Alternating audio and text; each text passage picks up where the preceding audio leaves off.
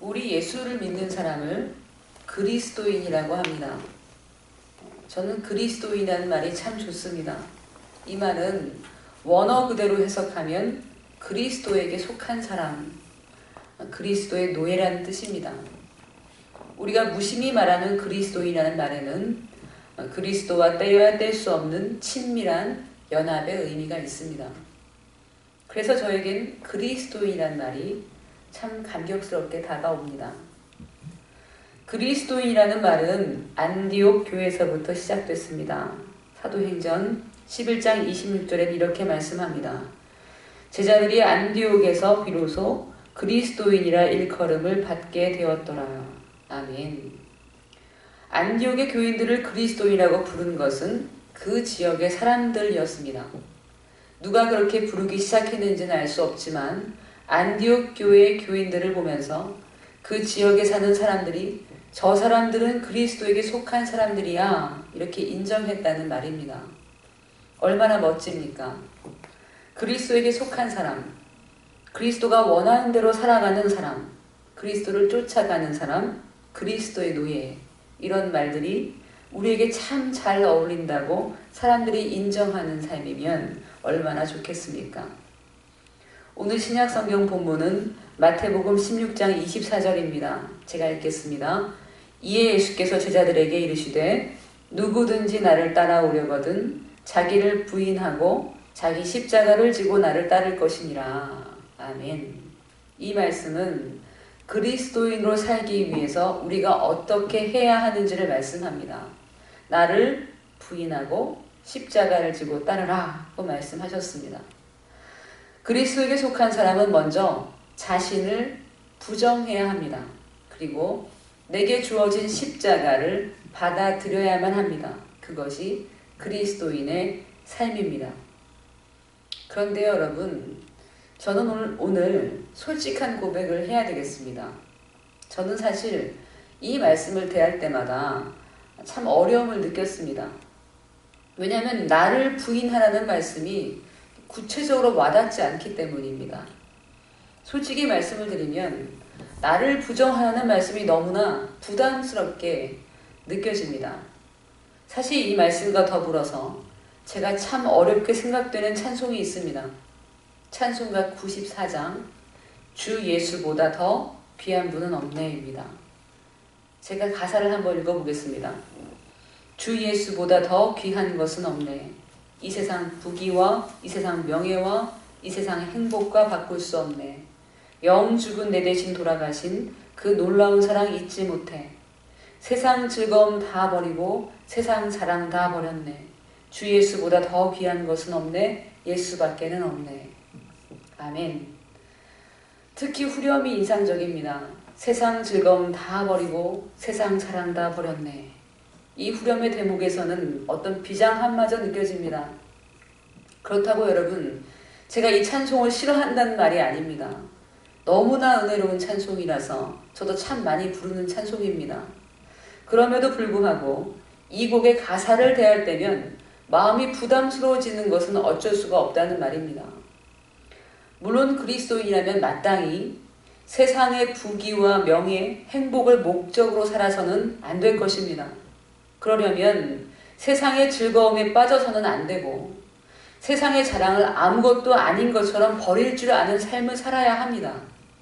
그럼에도 불구하고 막상 이렇게 살기 위해서 우리가 어떻게 해야 하는지를 구체적으로 생각해보면 난감해집니다. 우리는 쉽게 입으로 고백하지만 세상의 즐거움과 자랑을 다 버리려면 어떻게 살아야 한다는 말입니까? 우리가 즐기고 누릴 수 있는 수많은 것들을 해서도 안 되고 열심히 뭔가를 노력해서 얻었어도 뿌듯해하거나 자랑해서는 안 됩니다. 뭔가 이 세상의 갖가지 즐거움 속에서도 금욕을 생활화해야 합니다. 혹시나 세상에서 성공하는 부분들이 생겨도 그 성공을 아무것도 아닌 것처럼 생각해야 하고 내가 혹시나 이것을 자랑하고 있는 것은 아닌지 점검하며 살아가야 합니다. 쉽게 부르는 찬송이지만 결코 쉽지가 않은 것이 세상 즐거움 다 버리고 세상 자랑 다 버린다는 말입니다. 저는 방금 읽은 본문 자기를 부인하고 나를 따르라고 하시는 예수님의 말씀에서 이와 비슷한 부담을 느끼는 것입니다. 나를 부인하라는 말은 내가 즐기는 모든 것을 다 버리고 내가 노력해서 얻은 것일지라도 자랑하지 않으려고 내 마음을 꽁꽁 동여매는 삶으로 받아들여지는 것입니다. 여러분은 어떠십니까? 자기를 부인하라는 말씀을 어떻게 받아들이고 계십니까?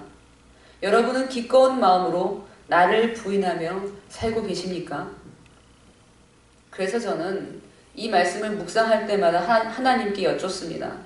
주님, 제게는 개성이 있습니다. 사람에게 개성을 주신 것이 하나님이 아니십니까? 좋아하는 것, 싫어하는 것, 취향을 주신 것도 하나님이 아니십니까? 갖가지 기질도 주셨습니다. 잘하는 것, 못하는 것, 그리고 세상의 즐거움 다 버리고 세상 잘한다 버리라 하시면 무슨 뜻입니까? 하나님께서 이 세상에 아름다운 예술과 문화, 갖가지 지식들과 오락거리들을 주시지 않았습니까? 그 모든 것을 받아들이면서도 예수님보다 더 즐거워하게 될까봐 노심초사하는 것이 하나님의 뜻입니까? 저는 여쭤보았습니다. 솔직히 고백하건대 저는 목회자의 길을 걷기 전 어느 때에 진짜로 그렇게 살아본 적이 있습니다. 문자 그대로 모든 오락거리를 제 삶에 철저하게 배제시킨 것입니다. 저는 정말 그리스도를 따르기 위해서 텔레비전도 보지 않았고 오락거리는 모두 터부시했으며 오로지 말씀과 기도로만 살았습니다. 그래야 나를 부인하는 것이라고 생각했던 것입니다. 기도하는데 하루에 3시간 이상을 보냈습니다. 어떻게든 나를 부인하고 싶어서 저는 기도하고 또 기도했습니다. 그때 저는 뭔가 내 안에 잘하고 싶은 욕망을 느끼게 되면 스스로 나 자신을 강하게 질책하곤 했습니다. 뭔가 잘하려고 하는 것 자체가 이미 나를 내세우는 것이라는 생각이 든 것입니다. 고시를 준비할 때도 공부보다는 새벽 예배에 더 정성을 쏟았고 모든 공예배마다 꼭 참석하려고 무리하게 계획을 수정하기도 했습니다. 그 모든 것이 저로서는 나를 부정하려는 몸부림이었습니다. 세상 즐거움, 자랑 다 버리려는 노력이었습니다. 정말 그리스도인이 되기 위한 열망으로 했던 일들이었습니다. 지금은 그 정도는 아니지만 여전히 비슷한 부담감이 느껴집니다. 저는 나를 부인하고 십자가를 지고 따르라는 말씀을 묵상할 때마다 아직도 그때의 그 몸부림이 제 마음속에 남아있는 것을 느낍니다. 그때가 더 헌신적이었는데 나는 왜 나를 부인하지 못하나? 아니, 나를 부인하는 것이 도대체 뭔가? 사랑하는 여러분, 무엇이 나를 부인하는 것일까요? 여러분은 구체적으로 생각해 보신 적이 있으십니까? 봉쇄 수도원에서 삶의 전부를 바친 수도자들처럼 사는 것이 나를 부인하는 것입니까? 아니라면 무엇일까요? 내 욕심을 다 내려놓는 것입니까? 어디까지가 내 욕심일까요? 잘하고 싶은 마음, 세상에 기여하고 싶은 마음이 혹시 욕망이 될까봐 내려놓는 것일까요? 저에게는 나를 부인한다는 말이 얼마나 애매하고 어렵게만 느껴졌는지 모르겠습니다. 제가 솔직하게 여러분 앞에 고백하는 것입니다. 그래서 저는 하나님께 정말 진지하게 간구했습니다. 나를 부인하는 것이 정말 와닿지 않는다고. 하나님, 무엇이 나를 부인하는 것인가요? 구체적으로 알려달라고 기도했습니다. 사랑하는 여러분, 저는 저에게 또 많은 사람들에게 개성을 주신 하나님을 찬양합니다. 사람들마다 한 사람도 같지 않고 모두 다르게 하신 하나님을 찬양합니다. 각가지 삶의 양식들을 존중해 주시고 우리에게 자유의지를 주셔서 우리에게 다양한 선택의 기회를 주시는 하나님을 찬양합니다. 저는 하나님이 우리를 사랑하시기 때문에 우리의 취향과 각가지 취미활동, 문화예술을 즐기는 마음, 뭔가 잘하고 싶어하는 마음을 정죄하지는 않으실 것이라고 믿습니다. 그럼 무엇이 나를 부정하는 것입니까? 나를 부인한다는 말은 무슨 뜻입니까? 저는 얼마 전에 나를 부정하는 것이 무엇인지 구체적인 답을 얻었습니다. 정말 하나님의 은총이었습니다. 그때 저는 어떤 분 때문에 참 많이 힘들었던 때였습니다. 제가 상처를 받은 것입니다. 상처를 받았을 뿐 아니라 내게 상처를 준 그분이 싫은 마음까지 드는 것입니다. 게다가 싫은 마음이 전이가 돼서 이 사람이고 저 사람이고 다 싫어지는 것입니다. 무엇보다 힘들었던 것은 성도를 사랑하고 품어줘야 하는 목사가 이 정도밖에 안 되는가 하는 나 자신에 대한 실망감 때문이었습니다. 그런데 상처받은 마음으로 제가 존경하는 말씀원의 윤공부 목사님에게 전화를 걸었습니다. 목사님, 제가 상처를 받았는데 상대방이 싫어집니다. 어떻게 하면 좋습니까? 목사님께서는 뜻밖의 제게 이렇게 말씀하셨습니다. 상처 주거든 그냥 상처 받으세요. 이렇게 말씀하셨습니다. 예수님도 상처 받으셨다고, 상처받는 것을 당연하게 생각하라고 말씀하셨습니다. 내게 상처를 주는 그 사람은 스스로가 상처를 받았기 때문에 그렇게 행동할 수밖에 없다는 것입니다. 그래서 그 사람은 그렇게라도 다른 사람에게 상처를 주어야 치유된다는 것입니다. 그러니 상처 주면 그대로 받으라고 말씀하셨습니다. 그러면서 목사님은 당사자에게 직접 들은 간증을 전해주셨습니다. 어린이집을 운영하시는 한 자매님의 이야기였습니다. 자매님이 운영하는 어린이집에 한 남자아이가 들어왔는데 이 아이가 그렇게도 자매님을 때리더라는 것입니다. 얼마나 때리는지 집에 오면 그렇게 삭신이 쑤시고 아프더랍니다. 아이는 매일같이 자매님을 때렸습니다. 그래도 자매님은 때리는 대로 다 맞아주셨다고 합니다. 그렇게 30일을 매일 맞아주셨습니다. 그런데 한 달이 지나자 이 아이가 더 이상 때리는 행동을 하지 않더랍니다. 때리지 않을 뿐 아니라 성품이 아예 달라졌다는 것입니다. 나중에 알고 보니 이 아이는 입양이 된 아이라고 합니다. 그 부모가 아무리 잘 해주어도 아이에게는 벌어졌던 그 아픔, 해소되지 못한 욕구들이 상처로 남아 있었습니다. 그 상처가 때리는 행동으로 나타난 것입니다. 그런데 자매님이 아이에게 맞아주었을 때, 그 행동을 받아주었을 때 아이는 치유를 받은 것입니다. 이 간증을 전해주시면서 목사님은 제게 말씀하셨습니다. 이 세상에는 상처를 받을 사람이 필요합니다. 그리스도인은 상처받는 사람이 되어야 하지 않겠습니까? 저는 전화를 끊고 한참을 묵상했습니다. 그리스도인이라면 상처받는 사람이 되어야 하지 않겠느냐고 하신 그 마지막 말씀이 오래도록 제 마음속에 남았습니다. 사랑하는 여러분, 우리가 왜 상처를 받을까요? 우리가 상처를 받는 이유는 그 사람을 사랑하기 때문입니다. 사랑의 정도가 경우마다 다르겠지만 사랑하기 때문에 상처를 받는 것입니다. 아무 관계가 없는 사람에게는 상처받지 않습니다. 나와 관계 있는 사람을 통해서 그 사람에게 상처를 받는 것입니다. 제 지인 중에 오래도록 정을 주면서 키우던 반려견 하나가 죽고 나자 다시는 반려동물을 키우지 않겠다고 하시는 분이 계셨습니다. 또 상처받고 싶지 않다는 것입니다. 충분히 이해가 되는 말입니다. 그런데 사람도 그런 생각으로 대하시는 분들이 있습니다. 상처받을까봐 깊이 사귀지 않는 것입니다.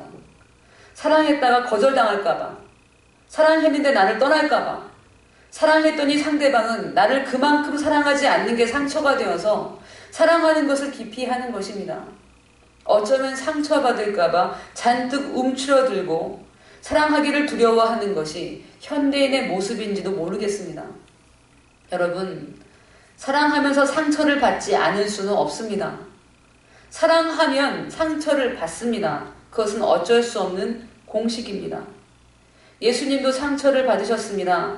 예수님이 얼마만큼 상처받으셨는지 방금 읽었던 이사야 53장에 잘 기록되어 있습니다. 오늘 구약성서 본문입니다. 이사야 53장 5절부터 7절 말씀 제가 읽어보겠습니다.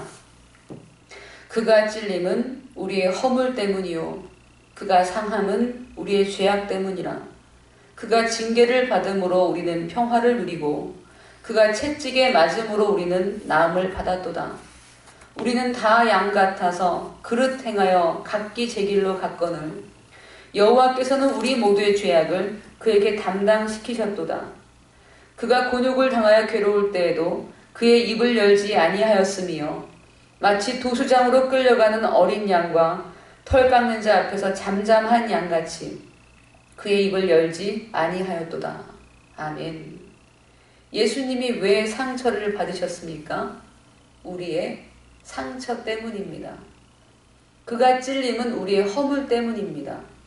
왜 죽으셨습니까? 우리가 죽었기 때문입니다. 예수님이 우리 때문에 상처를 받으셨습니다. 우리를 사랑하시기 때문에 상처를 받으셨습니다. 예수님은 단 한마디 저항도 하지 않으셨습니다.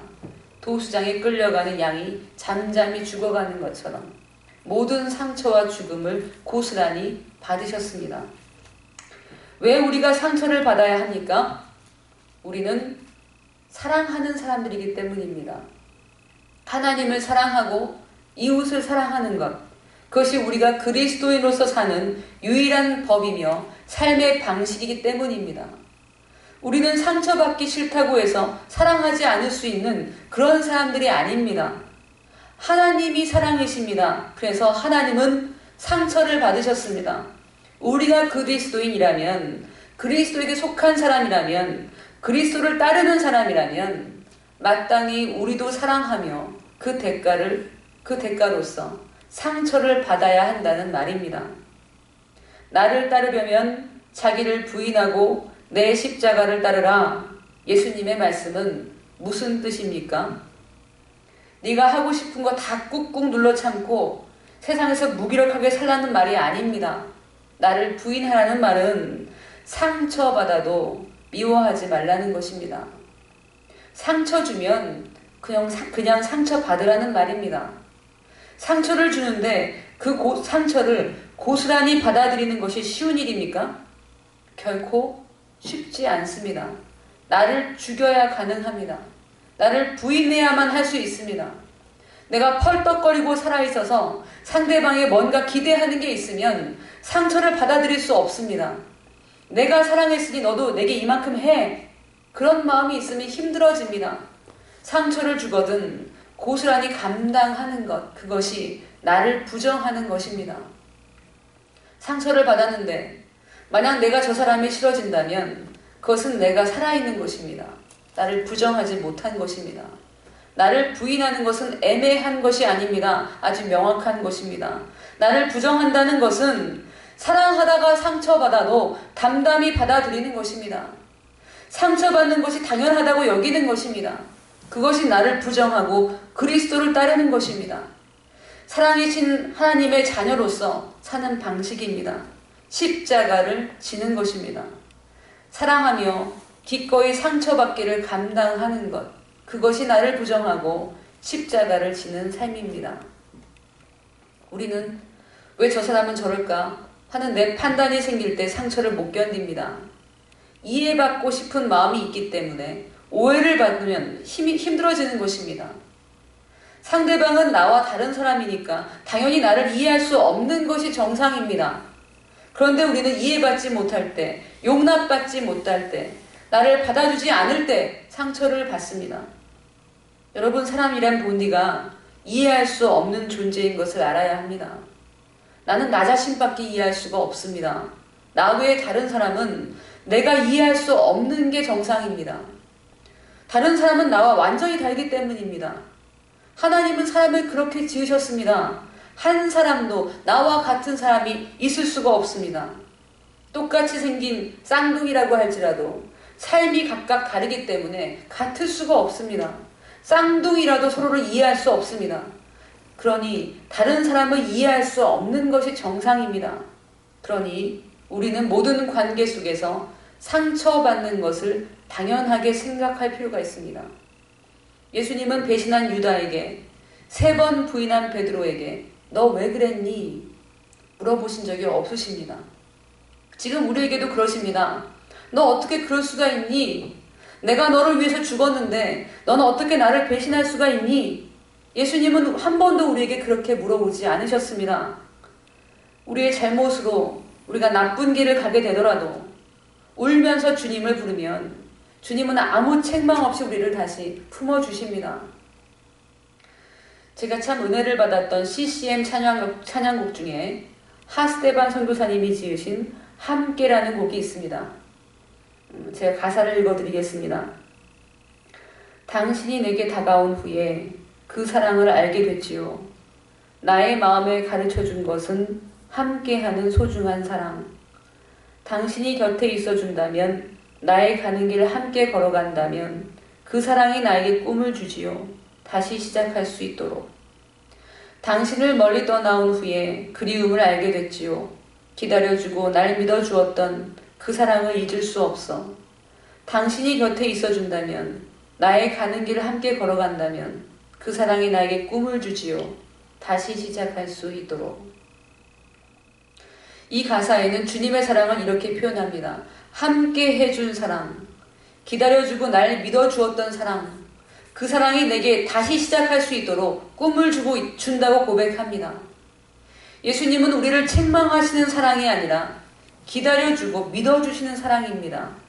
우리는 늘 주님을 배신하는데도, 우리는 다 양과 같이 잘못 가고 싶은 대로 제멋대로 가는데도 주님은 왜 그랬니? 너 어떻게 내게 그럴 수가 있니? 책망하지 않으십니다.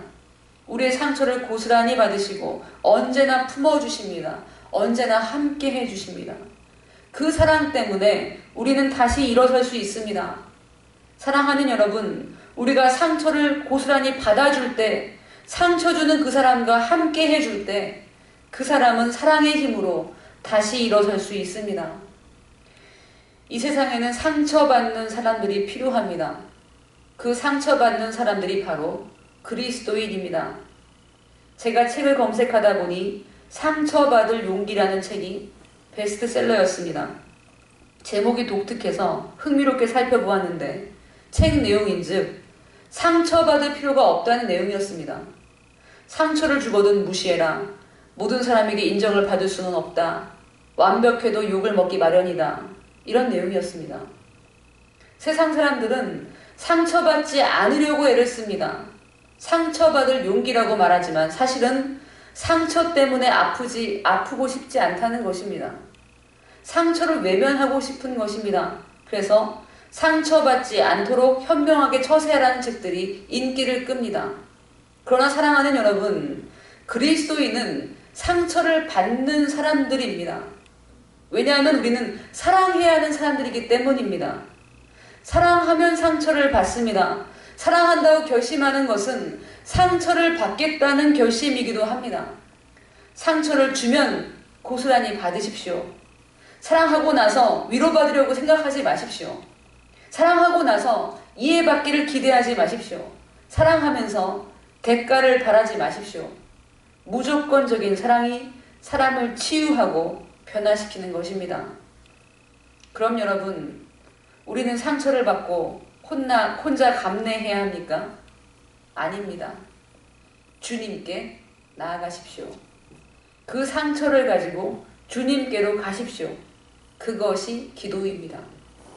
내 상처를 가지고 주님께 나아가는 것, 그것이 그리스도인의 기도라는 말씀입니다. 우리가 어떻게 주님을 사랑할 수가 있습니까? 눈에 보이지 않는 주님을 무엇으로 사랑한다고 하겠습니까? 우리가 만질 수도 없고 대화할 수도 없는 주님을 어떻게 사랑할 수 있습니까? 내 상처를 가지고 주님께 나아가 주님의 위로를 받는 것, 그것이 주님을 사랑하는 것입니다. 왜 그렇습니까? 그 상처는 내가 다른 사람을 사랑했다는 증표이기 때문입니다. 그 상처는 오직 주님께로만 가져간다는 것은 기꺼이 다른 사람이 주는 상처를 받겠다는 사랑의 마음이기 때문입니다. 주님은 우리의 상처받은 마음을 기뻐하실 것입니다. 주님은 우리의 그 마음을 주님을 향한 사랑으로 받으실 것입니다. 사랑하는 여러분, 십자가에서 모든 상처와 죽음을 감당하신 주님이 지금 우리에게 말씀하십니다. 누구든지 나를 따라오려거든 자기를 부인하고 자기 십자가를 지고 나를 따를 것이니라. 아멘. 여러분, 아멘으로 화답하십시오. 기꺼이 사랑하겠다고 주님께 고백하십시오. 사람을 사랑하겠다고, 내게 주어진 사람들을 사랑하겠다고 결단하십시오. 주님이 사랑하시니 저도 사랑하겠습니다. 주님이 상처받으셨기에 저도 상처받겠습니다. 상처받아 아파도 나는 나를 부인하며 살겠습니다. 그 상처를, 내게 주어진 십자가를 감사함으로 받겠습니다.